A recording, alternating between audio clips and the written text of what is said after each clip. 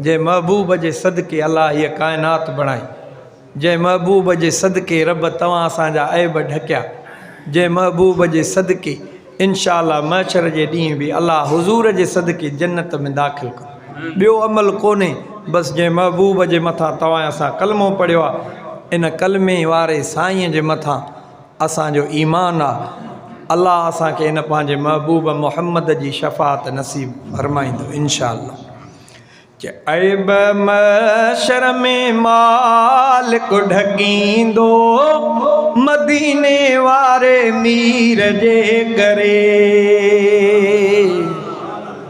ऐब महशर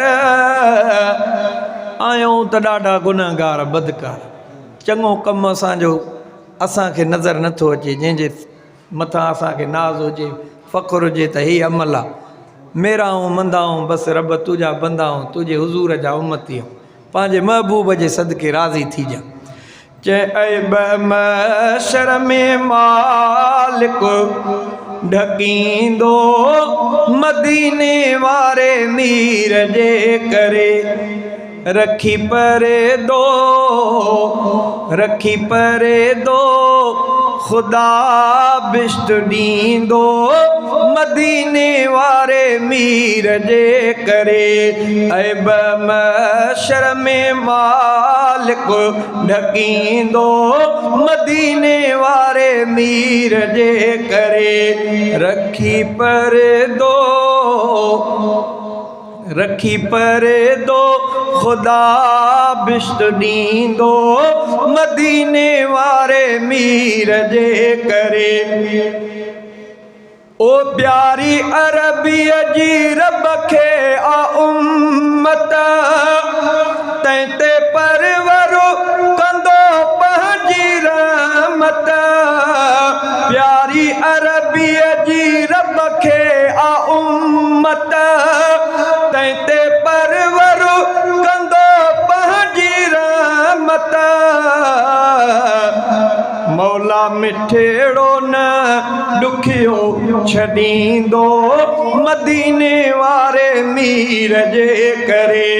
मौला मिठड़ो न ॾुखियो छॾींदो मदीने वारे मीर जे करे। ऐब महशर में मालिक ढकींदो मदीने वारे मीर जे करे। मुंहिंजो साईं ख़ुदा जो हबीबा, मोमिननि जे दिलनि जो तबीबा। कुर्ब रब जो हशर में बि रहंदो मदीने वारे मीर जे करे। कुर्ब रब जो हशर में बि रहंदो मदीने वारे मीर जे करे। ऐब महशर में मालिक ढकींदो मदीने वारे मीर जे करे। यौम महशर जॾहिं बाउ थींदो, मुंहिंजो साईं दियण साथ ईंदो। राज़ी मौला मिठो पोइ थींदो मदीने वारे मीर जे करे।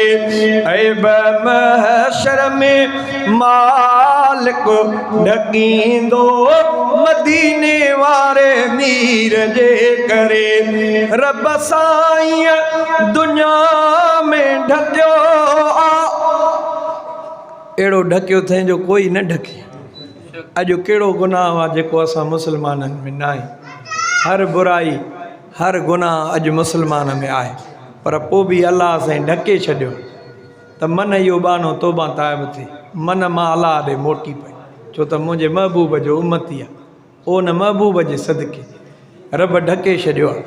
ओ रब साईं दुनिया में ढकियो आ, वाह परदो प्यारे रखियो आ।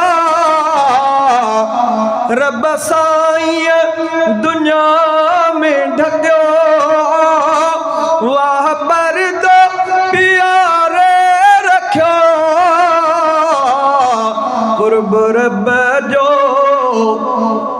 रब जो हशर में बेरहंदो मदीने वारे मीर जे करे भाऊ शहजादा परवर खे प्यारो आहे मदनी मिठो शान वारो उम्मती जेको जन्नत में वेंदो मदीने वारे मीर जे करे। काश तव्हां जो तवजो इन आख़िरी लाइन ते हुजे हा जेकॾहिं तवजो हुजे हा त पोइ सुभाणे अलाह ज़रूरु चओ।